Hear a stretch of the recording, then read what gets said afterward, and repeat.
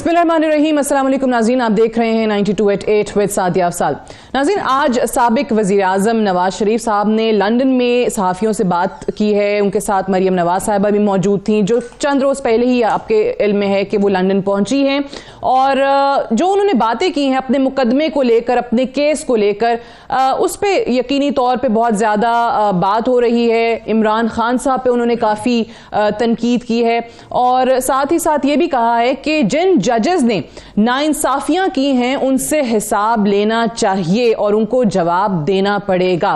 अपने मुकदमे के हवाले से बात करते हुए उन्होंने क्या कहा है, सुनाइएगा। मकसद यही था कि इलेक्शन से पहले नवाज शरीफ का फैसला सुनाया जाए और नवाज शरीफ जो ना वो फैसला सुन के डर के फिर यहीं रह जाए। मुकदमा झूठा था तो फिर ये 200, 250, 300 पेशियां क्यों भुगती गई, जेलों में क्यों जाना पड़ा, फिर ये जिंदगी के कीमती ये 5 साल क्यों ज़ाय किए गए। कौन नहीं जानता कि ये सब फैब्रिकेटेड और फेक केसेस थे। इसका भी तो कोई हिसाब देना हमें। क्या एज अ पाकिस्तानी मैं इस बात का हक नहीं रखता कि मैं ये सवाल पूछूं कि मुझसे इंतकाम लेते लेते आज आपने पाकिस्तान का भट्टा बैठा दिया। साथ ही साथ उनकी जो वापसी है उसके हवाले से भी उनसे सवाल किया गया कि आप अगले साल जब इलेक्शंस होंगे 2023 में तो आप वतन वापस आएंगे, तो उनका जवाब था इंशाल्लाह। यकीनी तौर पे पाकिस्तान मुस्लिम लीग नवाज ये कहती है कि मरियम साहिबा के वहां जाने से अब उनकी वापसी का जो अमल है वो उसका आगाज होगा और यहाँ पर जो उनके केसेस हैं उस हवाले से क्या करना है, उनकी जो कानूनी माहिरीन की टीम है वो उस पर भी काम कर रही है। साथ ही साथ अगर हम बात करें कि ये जो इंतखाबात का मामला है इसी पर सारा इस वक्त तनाज़ा है। पाकिस्तान तहरीक इंसाफ अर्ली इलेक्शंस की डिमांड कर रही है। पाकिस्तान तहरीक इंसाफ ये कहती है कि हमारी लॉन्ग मार्च भी इसीलिए है, जब हम इस्लामाबाद आएंगे तो हमें सिर्फ और सिर्फ अर्ली इलेक्शंस चाहिए। फिर साइफर को लेकर भी पिछले दिनों आपको याद होगा कि उन्होंने जुडिशल कमीशन बनाने का मुतालबा किया था और ये भी शर्त रख दी थी कि अगर ये हो जाता है तो फिर हम पार्लियामेंट वापस भी आ सकते हैं। अभी भी बहुत ऐसी कोशिशें चल रही हैं पीटीआई के लोगों की तरफ से कि लॉन्ग मार्च तक नौबत ना ही पहुंचे, उससे पहले ही अगर मामलात हल हो जाएं तो ये सबके हक में बहुत अच्छा होगा। इन्हीं इंतखाबात के हवाले से अगर बात करें तो ज़िमनी इंतखाबात होने हैं 16 अक्टूबर को, जिस पे हुकूमत ने ईसीपी को ये लिखा है कि इनको आप मौखर कर दें, 90 दिन के लिए इनको मुलतवी कर दिया जाए। और उसका रीज़न जो उन्होंने बताया है, जो वजारत दाखिला की तरफ से इलेक्शन कमीशन ऑफ पाकिस्तान को ख़त लिखा है, तो वो कहते हैं कि हमारी इंटेलिजेंस रिपोर्ट्स के मुताबिक 12 से 17 अक्टूबर के दरमियान एक सियासी जमात यानी कि पाकिस्तान तहरीक इंसाफ लॉन्ग मार्च का इरादा रखती है और जो उसमें लिखा गया है कि जी इस्लामाबाद का मुहासरा करना चाहती है। तो ऐसी सूरत हाल में तमाम तर जो पुलिस की नफरी है, जो फौजी दस्ते हैं वो वहां पर तैनात होंगे, तो हमारे लिए बड़ा मुश्किल हो जाएगा इन इंतखाबात को कंडक्ट करना। लेकिन इसी पे पीडीएम की एक इत्तेहादी जमात अवामी नेशनल पार्टी, उन्होंने हुकूमत को धमकी दे दी है कि अगर उन्होंने ये ज़िमनी इंतखाबात मज़ीद मुलतवी किए, 16 तारीख से इनको आगे लेकर गए, तो वो इस हुकूमत का हिस्सा नहीं रहेंगे, वो इस हुकूमती इत्तेहाद से निकल जाएंगे। एमल वली खान साहब की तरफ से ये धमकी जो है वो सामने आई है, जो कि एएनपी के केपीके के सदर हैं। इस पर भी आज के प्रोग्राम में हम बात करेंगे। हमारे साथ डॉक्टर तारिक फजल चौधरी साहब मौजूद हैं, सीनियर रहनुमा पाकिस्तान मुस्लिम लीग नवाज के। बहुत बहुत शुक्रिया डॉक्टर साहब आपकी तशरीफ आवरी का। और हसन खावर साहब हमारे साथ मौजूद हैं, पाकिस्तान तहरीक इंसाफ के सीनियर रहनुमा हैं। हसन खावर साहब आपका भी बेहद शुक्रिया। डॉक्टर साहब पहले तो आप ही से आगाज़ करते हैं। नवाज शरीफ साहब की गुफ्तगू आई एम श्योर आपने सुनी होगी, तो ये नवाज शरीफ साहब जो कह रहे हैं कि जिन जजेस ने नाइंसाफियां की हैं, जो झूठे मुकदमे बनाए गए और जानबूझ के हमें सजा दी गई, उनसे जवाब लेना पड़ेगा, कैसे उनका हिसाब कैसे करेंगे?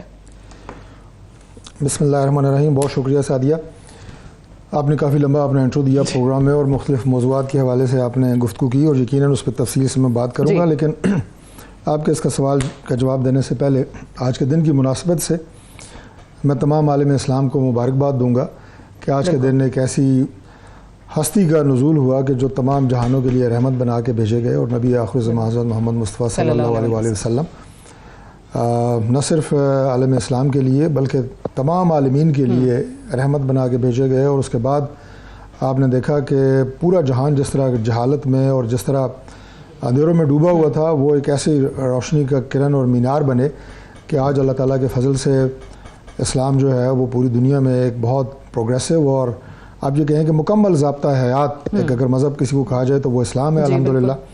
और मैं दुआ भी करता हूँ कि अल्लाह ताला की ज़ात हमें हज़रत मोहम्मद मुस्तफ़ा सल्लल्लाहु अलैहि वसल्लम नबी आखिर ज़मा की अस्वा हसना और उनकी सुन्नत मुताहरा के ऊपर अमल करने की तौफीक अता फरमाए।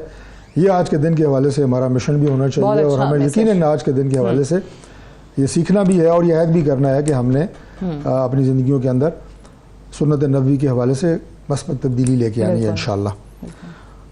अब आते हैं जी आपके सवाल की तरफ। देखें, जब बात मियां नवाज शरीफ साहब ने की है तो एक तो बड़े खुशाइंद है कि हमारी जमात की नायब सदर और हमारी लीडर जो है मरियम नवाज शरीफ साहिबा, वो पाकिस्तान में जिस तरह उन्होंने नाकर्दा गुनाहों की सज़ा भुगती, जिस तरह किसी भी अवामी मनसब में ना होने के बावजूद उन्हें कैद बंद की सऊबतें बर्दाश्त करनी पड़ी और उसके बाद उनसे उनके पासपोर्ट ले लिया गया, वो भी अदालत ने ज़ब्त किया और वो भी अभी एक अदालती तरीक़ाकार के तहत अभी उन्हें वापस दिया गया कानूनी चाराजोई के तहत। और आज वो अपने वालिद के साथ लंदन में उनकी मुलाकात हुई, बाप बेटे की बहुत अरसे बाद, गालबन को 3.5-4 साल बाद उनकी ये मुलाकात हुई है।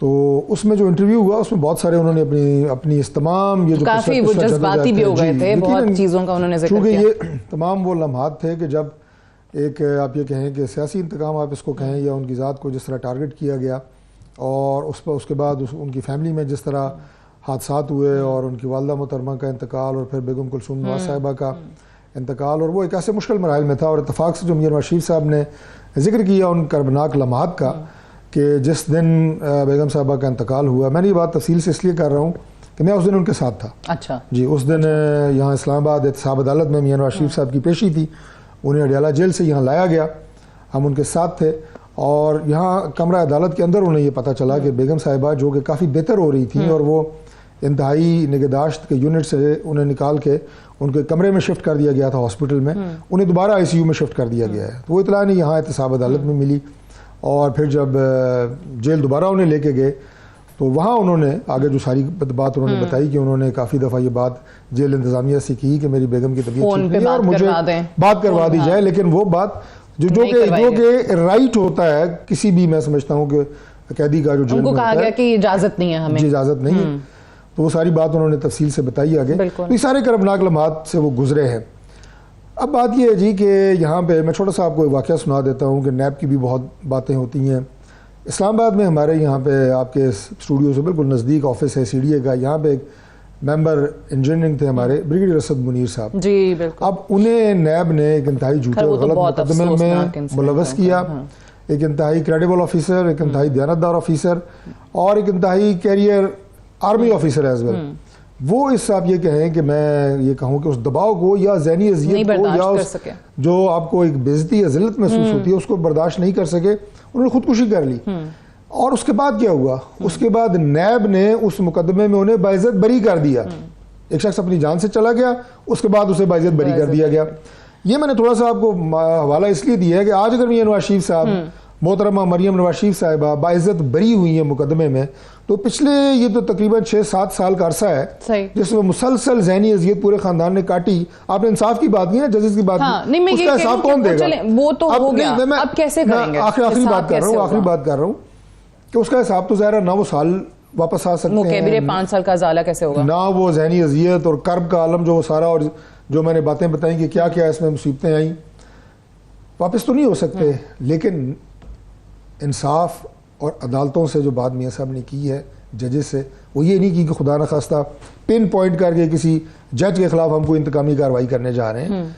मतलब ये है कि इस निज़ाम को इस तरह सुधारेंगे और सुधरना चाहिए, ठीक है, कि बार बार लोग इस निज़ाम की खराबी की वजह से या किसी की ज़ाती ख्वाहिश की वजह से सियासी इंतकाम की भींट ना चढ़े और लोग जो है वो इस तरह कर्ब के आलम में। तो आप कह रहे हैं कि ऐसा कोई ऑब्वियसली एक गलत एक ऐसा सिस्टम डिवाइस करने की जरूरत है। बिल्कुल, बिल्कुल। बाकी ना तो कोई किसी जज के खिलाफ कोई इंतकामी कार्रवाई इन पर्सन, ना कोई अदालत में किसी ने हमला करना है, ना हमारा कोई ऐसा कोई इरादा है। हाँ, मैं इसलिए लेकिन सिस्टम में स्पेसिफिकली जजेस की बात की कि भाई वो नाइंसाफियां जो उन्होंने की उनको जवाब देना पड़ेगा, उनको उनसे हिसाब लेना चाहिए, तो वो कैसे होगा? ऑब्वियसली ये एक सवाल उठता है। लेकिन हसन खावर साहब, एक जुमला और कह दूं कि जिन्होंने ग्रॉसली, चाहे वो कोई जज है, चाहे वो कोई हमें से कोई है, चाहे वो कोई नैब में से कोई है, ग्रॉसली अगर उसने अपने इख्तियारात से तजावुज़ किया है तो उसने मिसकंडक्ट किया है, ठीक है, उसके खिलाफ तो कानूनी कार्रवाई हो सकती है। बट हमारे यहाँ होती है, हमारे यहाँ होती नहीं ऐसी चीजें। डॉक्टर साहब, नवाज शरीफ साहब जो है पक्का आ रहे हैं फिर 2023 के इंतखाबात से? जी इंशाल्लाह ज़रूर आएंगे जी, और बदतरीन सियासी इंतकाम का निशाना बनने के बावजूद, मियां नवाज शरीफ साहब को उनकी अदम मौजूदगी में सज़ा होने के बावजूद वो 2018 में वापस आए, जब उन्हें पता था अपनी बेटी के साथ कि मैंने सीधा जेल जाना है। अब मुकदमात का सामना किया, अदालतों का सामना किया, और उन मुकदमात की अभी हकीकत भी पूरी कौम ने देख ली है कि उनमें तो कुछ भी नहीं है।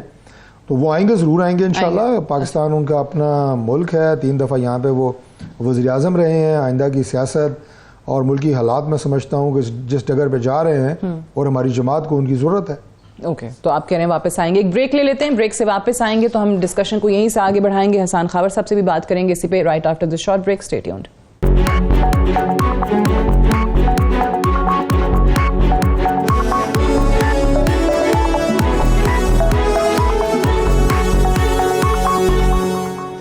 वेलकम बैक प्रोग्राम में एक बार फिर से खुश आमदीद। अभी ब्रेक पे जाने से पहले डॉक्टर साहब भी बात कर रहे थे कि वापस आ रहे हैं नवाज शरीफ साहब और अगले इंतखाबात से पहले ही आएंगे, और इसके लिए ऑब्वियसली कोशिशें भी उनकी जो लीगल टीम है उसकी तरफ से शुरू कर दी गई हैं।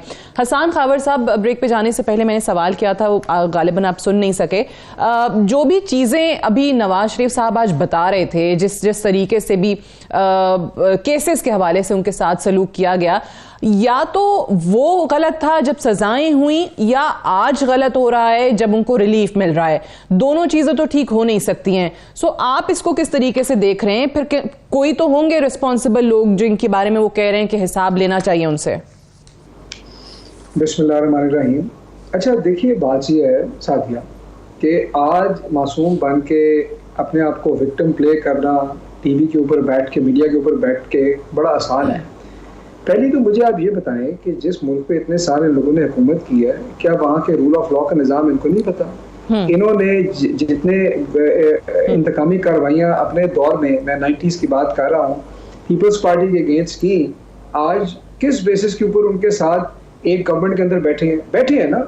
अब वो कहें जी हमारा हिसाब दें, तो क्या कुछ नहीं किया। अच्छा, जो पीटीआई के खिलाफ केसेस बने, टेररिज्म के केसेस, पीसफुल प्रोटेस्ट के अंदर डॉक्टर यास्मीन राशिद की गाड़ी पे जिस तरह अटैक किया लोगों ने, जो कुछ हुआ, मतलब ये बातें, मतलब किस प्लेनेट के ऊपर बैठ के ये बातें कर रहे हैं? पहली बात। दूसरी बात ये है कि मेरिट, ये कानूनी झोल से बचना या किसी और तरीके से निकलने का मतलब ये नहीं है कि ये बेगुनाह है। आज तक क्या इस सवाल का जवाब ये कौम को दे सके हैं कि जिस अपार्टमेंट में बैठ के ये बातें कर रहे हैं वो अपार्टमेंट है किसके? वो तो ये कहते हैं जी मेरे नहीं है, बेटी ने पहले कहा मेरे हैं, ट्रस्ट डीड जमा करा दी, बच्चों ने कहा हम सिटीजन नहीं है।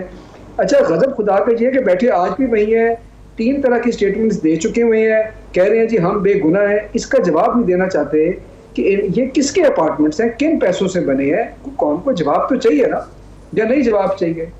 तीसरी बात ये है कि क्या कानून सबके लिए एक नहीं होना चाहिए? आज कानून की बात करते हैं, आप मुझे बताएं कौन सा और ऐसा जो है कन्विक्टेड क्रिमिनल है पाकिस्तान का जो लंदन बैठा हो जाके, जिसकी बेटी को जब उन पे केस था, सजा हुई थी, उसको तीमारदारी के लिए छोड़ा और वापस ही नहीं किया। जहाँ पे, और आज भी बाहर बैठे हैं। तो जहाँ पे कानून सपोर्ट करता है वहाँ बेहतरीन है, जहाँ नहीं करता वहाँ जजेस के खिलाफ कार्रवाई होनी चाहिए। ये बातें इसलिए कर रहे हैं, कह नहीं उन्होंने दिया कि मैं वापस आऊंगा और मैंने वापस आने का इंशाल्लाह रास्ता, कैसे आना है? इधर तो आके सजा हुई है जी, जजेस पे प्रेशर डालना चाहते हैं, पुरानी लेकिन हाँ बिल्कुल, लेकिन बात वही है कि फिर ऑब्वियसली अदालतें सजाएं देती भी हैं, कहीं बाजुकात ये होता है कि फिर अब एक ऊपर अदालत जाके हाई कोर्ट से हो रहा है तो फिर सुप्रीम कोर्ट आप चले जाते हैं, वहां से रिलीफ मिल जाता है। लेकिन इस केस में रिलीफ तो मिल रहा है, इस खानदान को रिलीफ अदालतों से ही मिल रहा है। तो अमीर आदमी को तो हमेशा रिलीफ मिलता है, पावरफुल को तो हमेशा रिलीफ मिलता है। बाकी आप मुझे बताएं, कभी इन्होंने ये तकलीफ की कि जाके पाकिस्तान के रूल ऑफ लॉ का निज़ाम देखें और देखें कि लोग कितने कितने साल बंद रहते हैं और उसके बाद उनको बरी कर दिया जाता है? तो क्रिमिनल केसेस की बात करूँ, करप्ट लोग हैं। कभी परवाह की अपने ऊपर जब आई है, मैं आपको बता तो रहा हूँ कि मतलब ये एक ऑडेसिटी ये है कि जिस अपार्टमेंट पे रहते हैं उसका पता नहीं। करप्ट उनका कोर भी है, कानून को भी अब्यूज करते हैं, रूल ऑफ लॉ को भी अब्यूज करते हैं। पहले खुद ये करते रहे, लोगों के ऊपर झूठे केसेस बनवाते रहे हैं, बने भी हैं, और आज इस तरह एक मासूमियत क्लेम करना, इनोसेंस, मतलब ड्रामा ही बनाया हुआ है ना। अब इसका क्या और क्या मैं आपको जवाब दूं इस बात का? अच्छा चलें, रूल ऑफ लॉ की बात आ गई। एक अहम सवाल जो आपने उठाया, मैं डॉक्टर साहब की तरफ वो लेकर आती हूँ कि वो ये कह रहे हैं कि ये आप लोग इतना अरसा हुक्मरानी करते आए हैं, आप भी, पीपल्स पार्टी भी, और ये निज़ाम जो कानून का है हमारे यहाँ, जहाँ पे आप देखते हैं कि गरीब के साथ क्या सलूक होता है, अमीर के साथ, कि आप पे खुद जब ये बात आई, खुद सजाएं हुई, तो तब आप ये बात करते हैं कि ज्यादती हुई। तो कितना इतना अरसा आप लोगों ने इसको चेंज करने की कोशिश क्यों नहीं की? क्या रुकावटें क्या थी? देखिए, पहली दफ़ा नहीं है कि मियां नवाज शरीफ साहब को पहली दफ़ा उन्हें इस तरह की, आप ये कहें कि सियासी इंतकाम का निशाना बनाया गया या उनके ख़ानदान को इस तरह सियासी इंतकाम का निशाना बनाया गया। अहसान साहब ने बात की है और रवायती है कि जो एक जली कटी बातें पाकिस्तान तहरीक इंसाफ के लोग करते हैं, इसी तरह का मंत्रा उन्होंने पढ़ा है, मैं उसकी डिटेल में नहीं जाऊँगा। मुकदमात जो हमने उनके ख़िलाफ़ कौन से बनाए, उन्होंने हमारे अपने दौर में हमारे लोगों के ख़िलाफ़ कौन कौन से बनाए, वो लंबी एक फ़हरिस्त है। वो शायद खाकान से शुरू होती है, हसन इकबाल पे जाती है, साद रफ़ीक पे जाती है और कई लोग, और उसके बाद जब नहीं कोई सियासी मुकदमा बना सकते तो हमारे जो भी वज़ीर दाखिला हैं, इनके ऊपर आपने हेरोइन डाल दी। यानी तो ये बात इसी दौर में हुई है ना, ये बात इसी दौर में हुई है। क्या किसको ताने मीने दे रहे हैं, छोड़े।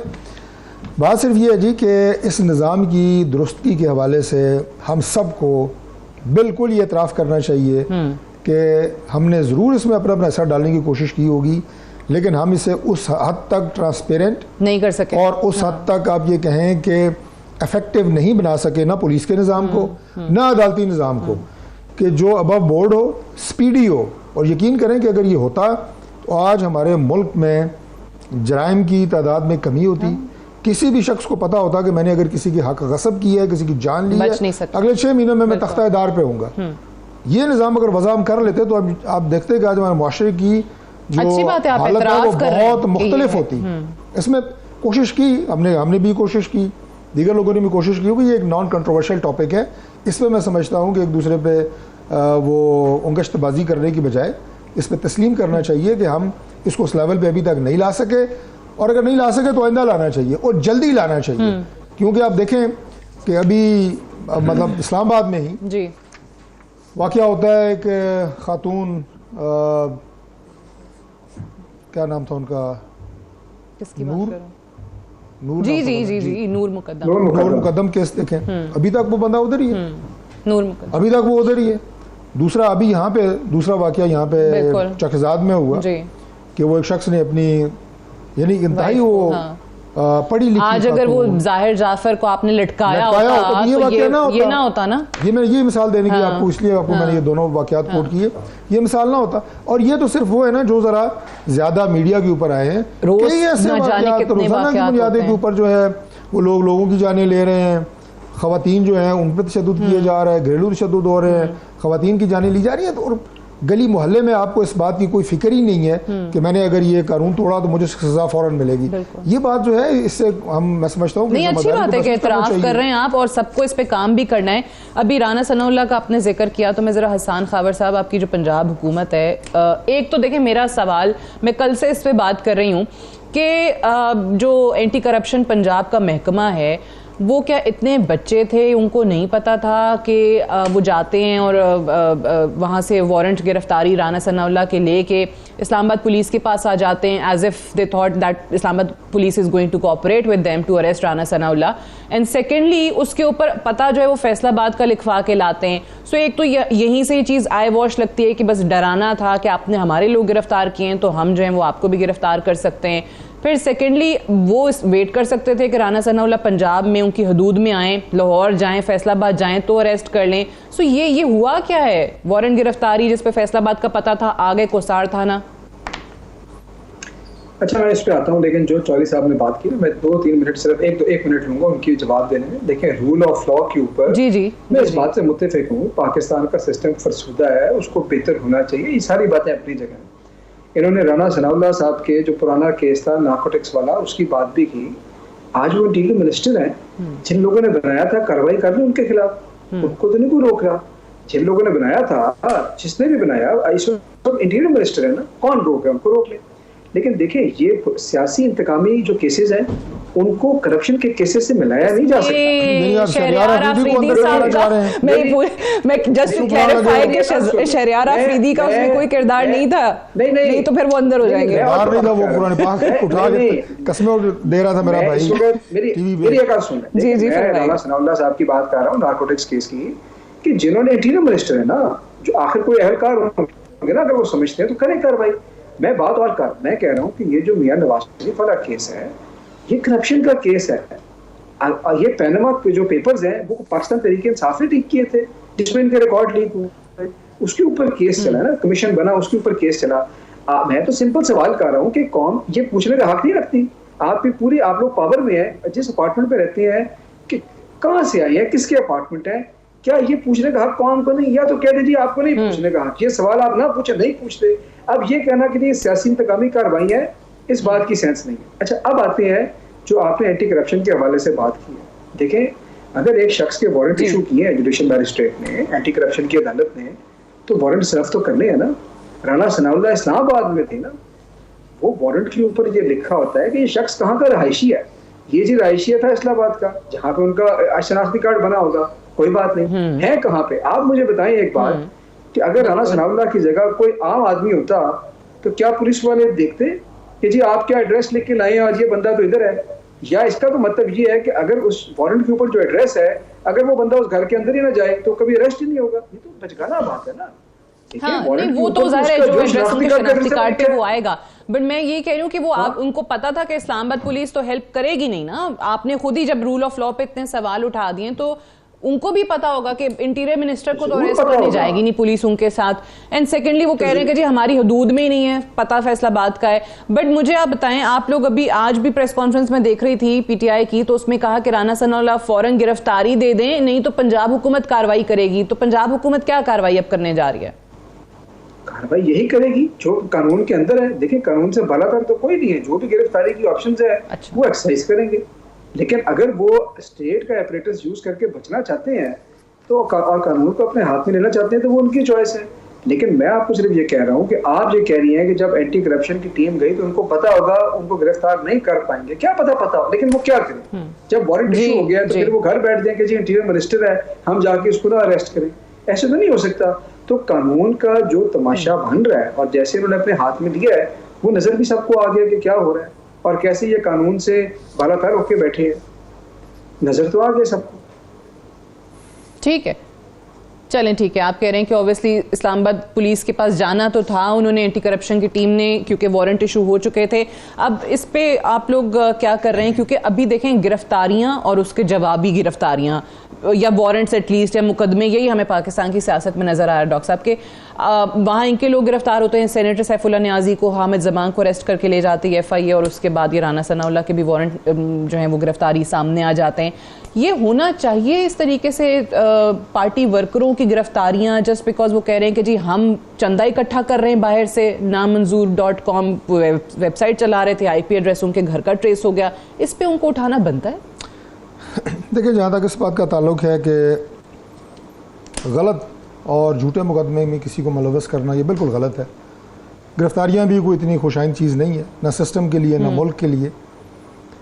लेकिन जहाँ तक आपने कहा कि वेबसाइट, आखिरी बात आपने की, ये सिर्फ एक वेबसाइट नहीं है। पाकिस्तान तहरीक इंसाफ ने अपनी सोशल मीडिया टीम के ज़रिए जिस तरह पाकिस्तान के इदारों के सरबराहान को जिस तरह टारगेट किया, शुहदा लेटेस्ट जो अभी बलूचिस्तान में हुआ जिसमें वहाँ के कोर कमांडर भी शहीद हुए, उनके साथ सीनियर अफसरान शहीद हुए, उनको, उनकी फैमिलीज़ को जिस तरह टारगेट किया गया, इसकी मिसाल पाकिस्तान की तारीख में कभी नहीं मिलती।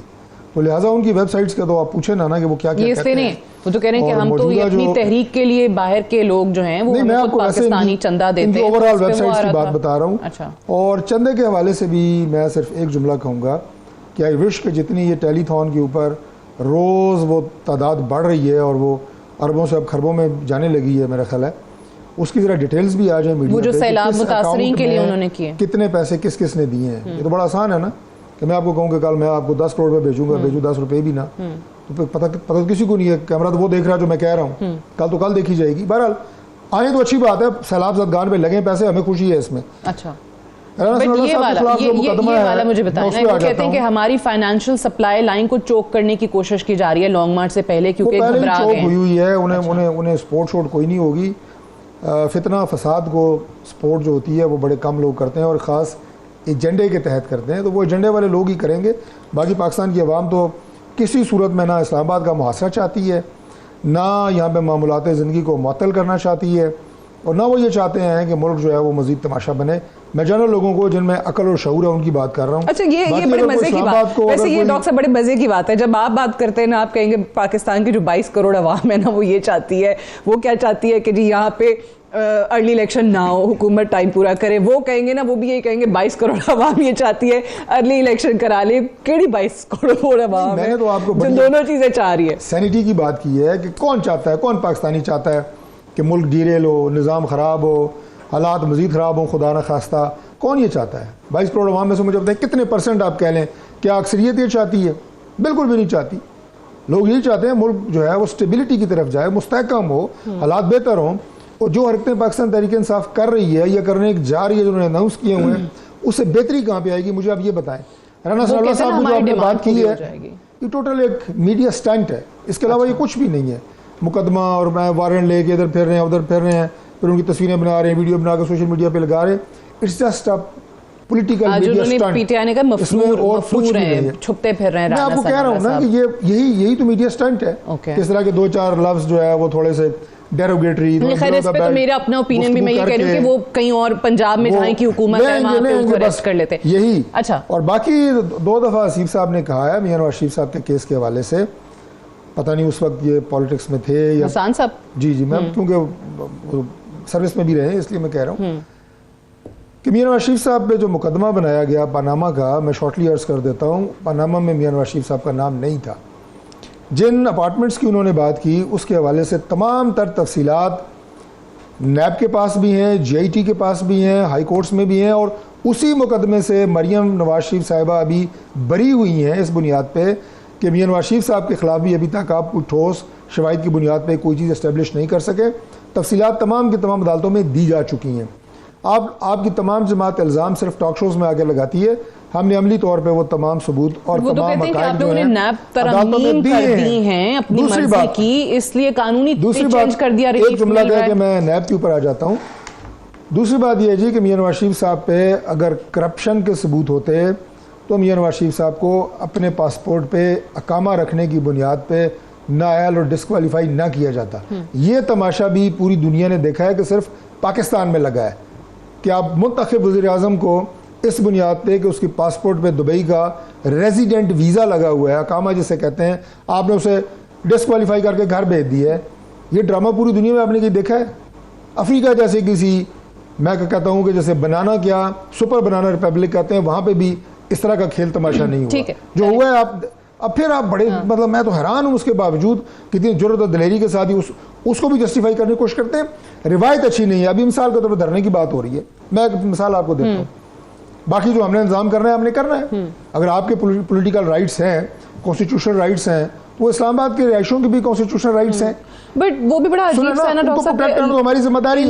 लेकिन मैं आगे एक बात कर रहा हूँ, ड्रोन से टियर गैस शेयरिंग करूंगा, ये भी शहरी है पाकिस्तान। मैं उन डिटेल्स में नहीं जा रहा। एहतजाज करना इनका हक है, हम उसे तस्लीम करते हैं। बैठ के बात करें, हम यहाँ बैठना चाहते हैं, यहाँ एहतजाज करना चाहते हैं, 100 बिस्मिल्लाह। लेकिन मैंने कहा ना कि शहर को चोक करना, मामलात ज़िंदगी को मुअत्तल करना, इसकी इजाज़त तो नहीं दी जा सकती ना। आप यहाँ बैठी हैं, आप मुझे आपने प्रोग्राम के बाद घर नहीं जाना, सुबह आपने कहीं ऑफिस नहीं जाना, ठीक है, बच्चों को स्कूल नहीं छोड़ना। अगर आप यहाँ से घर ना जा सकें तो आपके लिए सेफ पैसेज मुहैया करना हुकूमत की जिम्मेदारी नहीं है। अच्छा, उसका भी बड़ा अच्छा जवाब देती है जी। अच्छा, अगली बात सुनें। मैं एक आखिरी बात इस हवाले से लॉन्ग मार्च के हवाले से ये कर रहा हूँ, इससे आगे की बात है, मैं निटी ग्रिटी में नहीं जा रहा। आप ये बताएं कि अगर लॉन्ग मार्च के नतीजे में पाकिस्तान में कभी भी कोई हुकूमत तब्दील होती है, एक जत्था अगर यलगार करता है दारुल खिलाफे पे और हुकूमत तब्दील हो जाती है, तो मुझे ये बताएं कि कौन यहाँ पे हुकूमत कर सकता है पाकिस्तान पे? ठीक है, चलें, जो हसन हुकूमत खाबर साहब आएगी, ने इसका जवाब जत्थे दिया। यहाँ पे मुझे थोड़े याद आ गया कि वो मुझे आप बताएं, कल कोई जमात आर्मी भी चीफ जत्था का जो लेके बयान आएगी, आया था वो हुकूमत को कि इख्तियार किसी भी देगी, हो जमात सकता है। को, किसी भी जत्थे को मौशी या सियासी अदम इस्तेहकाम करने की इजाजत हम हरगिज नहीं देंगे। हसन खाबर साहब, आपको क्या लगता है, ये लॉन्ग मार्च हो या धरना हो, जिस भी तरीके से राना सनाउल्लाह के बयान तो अपनी तरफ हैं, वो जो कार्रवाइयों का जिक्र करते हैं कि हमने क्या क्या तैयारी कर ली है, बट आप अपना मकसद हासिल कैसे करेंगे? आपको ये यकीन है कि अवाम की तादाद इतनी ज़्यादा होगी कि हुकूमत के पास अर्ली इलेक्शन कॉल करने के अलावा कोई चारा नहीं रहेगा, या अगर वो नहीं होता तो जुडिशल कमीशन की तश्कील हो जाएगी जिस पे आप कहेंगे कि हमारा मकसद पूरा हो गया? अच्छा देखें, पहली बात तो ये है जो तारिक साहब ने बात की है, एक सेकंड उसको भी ले लूँ, कि उन्होंने कहा जी वो सारा कुछ जो है कि वो अपार्टमेंट किसने क्या थे वो कोर्ट को भी जमा करा दिए, नैब को भी करा दिए, सबको जमा करा दिए, लेकिन कौम को नहीं ये बताएंगे कि किसके अपार्टमेंट है। बस जमा करा दिए जवाब, कौम ये सवाल ना कौम को पता है असीम साहब, आपको नहीं पता। सिर्फ थोड़ा सा जरा इसको देख लीजिएगा, फिर बात करेंगे इस पर। अभी आपको नहीं पता, जाने ना जाने आपको सारा जाने है, पूरी कौम को पता है क्या हुआ था। बता दें डॉक्टर साहब किसके हैं। असीम साहब मैं जाती तौर पे दस देंगे जनाब को, कह रहे हैं जाती तौर पे आपको बता देंगे बाद में। देखिए आपको बताएंगे ना, फिर आवाम को भेज दूंगा आपको सारी तफसील नहीं बताना चाहते। देखिए लेट्स पुट इट ऑन आवाम को सब पता है, आवाम को सब पता है, सब पता है कि क्या हुआ था, किसने किया था। देखिए और मैं ये भी नहीं कहूंगा कि आपने बनाया था, आप लोगों में कहाँ इतनी सकत छोड़। ये बात तो हकीकत है ना कि कौम को ये नहीं बताना चाहते, नहीं बता सकते कौम को पब्लिकली बैठ के किसकी है, कहते हैं जवाब इधर चला गया उधर चला गया, नहीं बता सकते ना। अब सच को झूठ तो नहीं हम कर सकते इधर बैठ के। अच्छा, अब आप कहते हैं कि जी दूसरी आपने बड़ा अच्छा सवाल किया कि इलेक्शन जल्दी कौन चाहता है। दोनों पार्टियां बैठ के कहेंगी, तारिक साहब कहेंगे कि जी 22 करोड़ अवाम एक चीज चाहती है, हम ये कहेंगे 22 करोड़ अवाम दूसरी चीज चाहती है। बड़ा अच्छा सवाल है। अभी जो हाल ही में सर्वे आया है, 66% लोगों का ख्याल है कि फौरी इलेक्शन इस मुल्क में होने चाहिए। क्यों उनका ख्याल है आपके ख्याल में?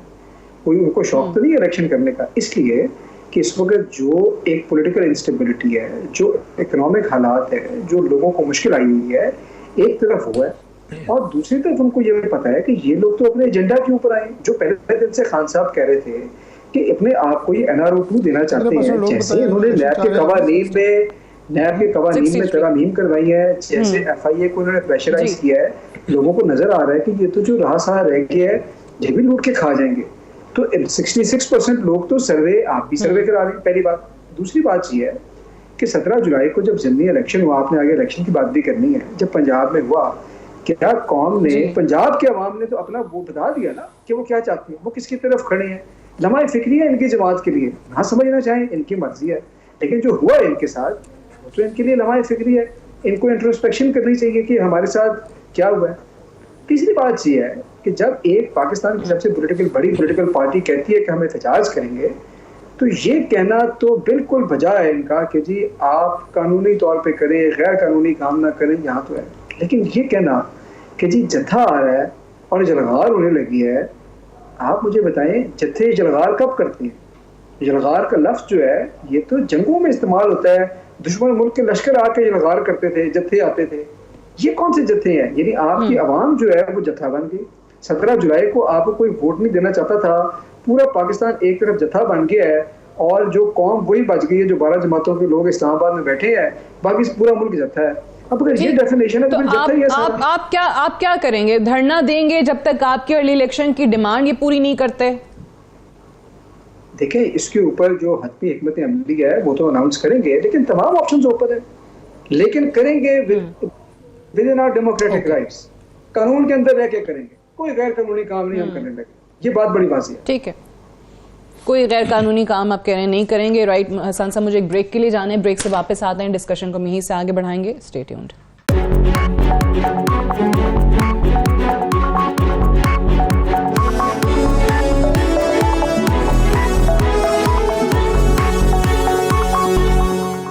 वेलकम बैक प्रोग्राम में एक बार फिर से खुशामदीद। अभी बात कर रहे थे हसन खाबर साहब के जो ज़िमनी इंतखाबात हुए पंजाब में, उसमें पता चल गया पाकिस्तान मुस्लिम लीग नवाज़ को कि वो कहाँ स्टैंड करती है।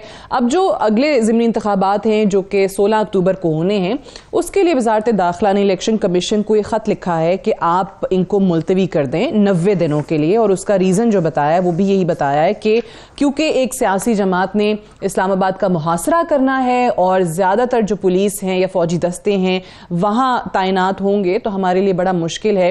अब इस पे डॉक्टर साहब आपकी अपनी जो इत्तेहादी जमात है एक ANP, एमल वली खान जो कि उनके KPK के प्रेसिडेंट हैं, उन्होंने अब ये धमकी दे दिया है कि अगर आपने 16 अक्टूबर से आगे किए, इनको मुलतवी किया तो वो हुकूमती इत्तेहाद से निकल जाएंगे। देखिए, ज़िमनी इंतखाबात हों या आइंदा आने वाले आम इंतखाबात हों, उसके हवाले से अदाद-ओ-शुमार का जो हेर फेर पाकिस्तान तहरीक इंसाफ करती है ना, वो तो क्या इनको इसमें तो मैं क्या कहूँ, मलका हासिल है। अच्छा, हूँ मैं पूछा ना बोलूँ भाई 33% मुल्क तो पानी में डूबा हुआ है, पीछे रह 66% जाता है, वो सारे का सारा इनके साथ मिल गया, सारे का सारा। भाई 33% उन्होंने आपको सर्वे में उन्होंने जुतियां मारी होंगी, जो जाकर उनसे पूछता होगा इलेक्शन का वो मेरी बात तो सुने। कोई भी किसी भी जमात का बंदा सलाबजदगान एरिया में जाके पूछे इलेक्शन कदू होना चाहिए, वो आगे से क्या करेंगे आप मुझे बताएं? वो डंडे नहीं मारेंगे आगे से, वो कहेंगे भाई हमारे पास खाने के लिए नहीं है, हमारे पास छत नहीं है, हमारे सर पे बीमारियों में हम मुब्तला हैं, आपको इलेक्शन की पड़ी हुई है। तो लिहाजा ये तो सरासर झूठ है। ये सर्वे इतने लोग कह रहे हैं, इतने लोग कह रहे हैं, इनको पता नहीं इनके सोर्सेज क्या हैं। मैं नहीं कह रहा कि हसन खाबर साहब बोल रहे हैं, लेकिन फैक्ट्स इनके पास बिल्कुल गलत है। इस वक्त पाकिस्तान एक ऐसी क्या उसे कहते हैं कुदरती आफत का शिकार है जिस पे हमें फोकस करने की जरूरत है, सब जमातों को भी, और गवर्नमेंट की तो अवलीन जिम्मेदारी है, सूबाई हुकूमतों की, और हमारी जिम्मेदारी है, हम उसे भी समझते हैं और उसे निभाने की कोशिश भी कर रहे हैं। दूसरी बात जो इन्होंने कहा जी कि उन्हें समझ लग गई थी पंजाब के इलेक्शन में, वो इलेक्शन कोई मामूल का इलेक्शन नहीं था। जो 15 सीटों पर इलेक्शन हुआ था उसमें तमाम उम्मीदवार जिन्होंने इलेक्शन लड़ा था पाकिस्तान मुस्लिम लीग नून के टिकट पे, वो मुस्लिम लीग नून के लोग नहीं थे, इसलिए आपको उसका तमाम भुगतना पड़ा, डिवाइड पैदा हुई। अच्छा, जो हमारे पुराने वहां पे उम्मीदवार अपने थे, लोग नाराज हो गए, अपने लोग नाराज हुए, कई खड़े हो गए जो उम्मीदवार जो हमारे साथ उन्होंने ज्वाइन किया था और हमने उन्हें टिकट दिए थे, दे वर नॉट PMLN पीपल। उसके मुकाबले हमारे लोगों ने कहीं रिएक्ट किया, वो एक अलग फेनोमेना था। जिनको ये लोटा कहते हैं, आपने उन लोगों को टिकट दे दिया, चले, और आपके अपने लोग नाराज हो गए। मैंने कहा ये कहते हैं, दूसरी बात ये कहते हैं ना इनकी पार्टी छोड़ के आए, और मरियम नवाज साहबा के भी लोटों के हवाले से बयानात तो हैं माजी के। अच्छी, चलो मैं गलत दस देती ना। आगे जो बात अभी खावर साहब ने की है कि जनाब अवाम को जत्था कह रहे हैं। खावर साहब, मैं आपको बताता हूँ कि जत्था क्या होता है। जत्था वो होता है कि जिसने यहाँ आपके 2014 के धरने में पुलिस वालों को डंडे मारे थे, उनके आगे कीलें लगी हुई थी। आप पता नहीं यहाँ पे थे नहीं, मैं इधर का हूँ, मुझे पता है। हमारा SSP था जुनेजो, उसको सर पे इतना मारा था वो ICU में दाखिल हो गया था। वो होते हैं जत्थे, और वो होते हैं जत्थे जो कपड़े धो के उल्टे करके सुप्रीम कोर्ट की गेटों और उनकी दीवारों के ऊपर सुखा रहे थे, और क्रेन रह के अपना आपकी कौमी असम्बली का गेट तोड़ा था। उसके बाद आर्मी आई थी वहाँ पे, वो जत्थे होते हैं। उसके बाद आपका जो PTV है उसमें हमला करके उसमें तमाम नशरियात बंद कर दी थी, और उसे उन्होंने कैप्चर कर लिया था, और आपके लीडर्स की बाद में आई थी वो ऑडियो लीक्स की और जी कि जनाब ये बहुत सही किया है, ये टेक ओवर कर लिया है, बड़ा अच्छा किया है। ये अवाम का काम नहीं होता, ये जत्थों का काम होता है। इसलिए मैं कह रहा हूं कि जो इस तरह की मनसूबा साजी करके इस्लामाबाद के इन इदारों पे प्राइम मिनिस्टर उसमें भी यलगार की थी, आपको पता है। अच्छा, एक चीज ये भी होती है ना कि अगर लेट्स से मनसूबाबंदी कहीं नहीं भी होती है तो फिर इतनी बड़ी तादाद में अवाम आए तो आप सबको कंट्रोल कैसे कर सकते हैं? कि आप इस तरह के इदारों के ऊपर जाके हमले करें फिजिकली। दिस इज नॉट कि ये आप कोई आईनी अपना हक इस्तेमाल कर रहे हैं। एहतजाज आईनी हक है, उसके कई तरीके, आप आए, बैठें, बात करें, जलसा करें, जुलूस करें, सब कुछ करें, लेकिन ये ना करें जो मैंने आपको डेफिनेशन दी है अभी। और आखिरी बात जो आपने की है जी, आपके ANP वाले कह रहे हैं कि हम छोड़ देंगे। देखें, PDM जो मजमूआ है वो जमहूरी जमातों का है। इसमें जो हमारी साथ एलाइज हैं, बिल्कुल उनका राइट है, डेमोक्रेटिक राइट है कि वो किसी एक फैसले से इख्तलाफ कर सकते हैं। नॉर्मली इस तरह का जो डिफरेंस ऑफ ओपिनियन होता है वो आपके अपने इजलास के अंदर किया जाता है। अगर हमारे किसी जमात ने बरमला अपनी जो उनकी सोच है उसकी अक्कासी की है, तो ये उनका राइट है, इसमें कोई नाराज होने वाली बात नहीं है। ठीक है, चलें हसन खाबर साहब, आपने इससे पहले जो बात कर रहे थे डॉक्टर साहब वो भी आपने सुनी है, यकीनी तौर पे आप उसका जवाब भी देना चाहेंगे।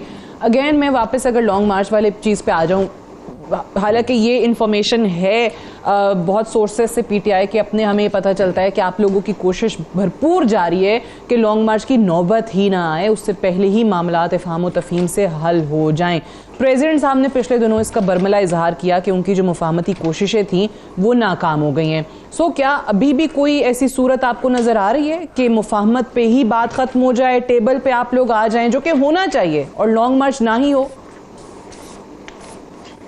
अच्छा देखिए, जत्थे की जो बात की, तो ये भी तारिक साहब बताते चलते कि जिन लोगों ने सुप्रीम कोर्ट पे हमला किया था वो जत्था था या वो बड़े लॉ अबाइडिंग सिटीजन्स थे? तो मतलब माजी जो है वो भी जत्था था, इनकी पार्टी का चीफ वो जत्था था, मेरे में जुर्रत है। अच्छा, आप भी तस्लीम करेंगे। अच्छा, आपके जो लोगों ने हमला किया था वो भी जत्था था, बिल्कुल थे।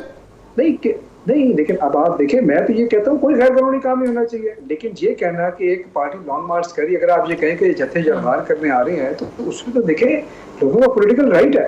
मैंने तो आपसे पहले भी कहा है कि गैर कानूनी चीज के ऊपर आप जो बात करें, लिमिट सेट करें, कोई हर्ज नहीं। दूसरी बात यह है कि ये तारिक साहब की बात सही है कि जिन लोगों को इन्होंने खड़ा किया 17 जुलाई को, उनको अवाम ने रिजेक्ट किया, लेकिन अवाम ने 17 जुलाई को इनकी पॉलिटिक्स जो थी डोटाक्रेसी की उसको रिजेक्ट किया ना। उन्होंने बताया कि ये आपने गलत किया, हमें ये नहीं कबूल है, दिस इज अ स्टेटमेंट। ये बात बिल्कुल ठीक है, शायद अगर उन लोगों को ना खड़े करते, किसी और हालात में होते तो शायद इनके इतने बुरे हालात ना होते, इस बात से मैं एग्री करता हूँ, लेकिन इन्हीं की सियासत थी ना ये, जिसका नतीजा आया। तीसरी चीज ये है कि बाई इलेक्शन 90 दिन के लिए कि ये लॉन्ग मार्च हो रहा है फ्लड्स के लिए, तो इंटीरियर में नहीं लिखा कि हमारे ये जो बाई इलेक्शन है, असल तो सवाल आपका बाई इलेक्शन के हवाले से था, तो वो तो आपने लॉन्ग मार्च के ऊपर किया है कि जी हम नहीं, और 90 दिन के लिए, मतलब इतना डर इलेक्शन का और खान साहब का कि जब इलेक्शन की बात आती है आप कहते हैं नो नो नो, मतलब ये आपको कौम को फेस तो करना पड़ेगा जाके किसी दिन इलेक्शंस के लिए। यहाँ पे सबको बुला लिया, सिंध पुलिस भी आपको पता है इधर आ गई है, इनके लिए नाइटमेयर है इलेक्शन। मैं वही तो कह रहा हूँ, अवाम की अदालत में जाना नाइटमेयर है, चाहे वो बाई इलेक्शन में हो, चाहे वो फुल स्केल इलेक्शन में हो। आखिरी बात जो आपने की है, देखें हम सबकी ख्वाहिश मुफाहमत हो जाए, हम क्या कह रहे हैं, हम ये तो नहीं कह रहे इस्लामाबाद आने, दो चीजें हैं, इलेक्शन स्केड्यूल है और साइफर है। साइफर के ऊपर पार्लियामेंट से जो आपने शुरू में बात की, पार्लियामेंट पे हम क्यों नहीं बैठ रहे? क्योंकि हम ये कह रहे हैं कि साजिश के नतीजे में हुकूमत आई है और उसके ऊपर साइफर है।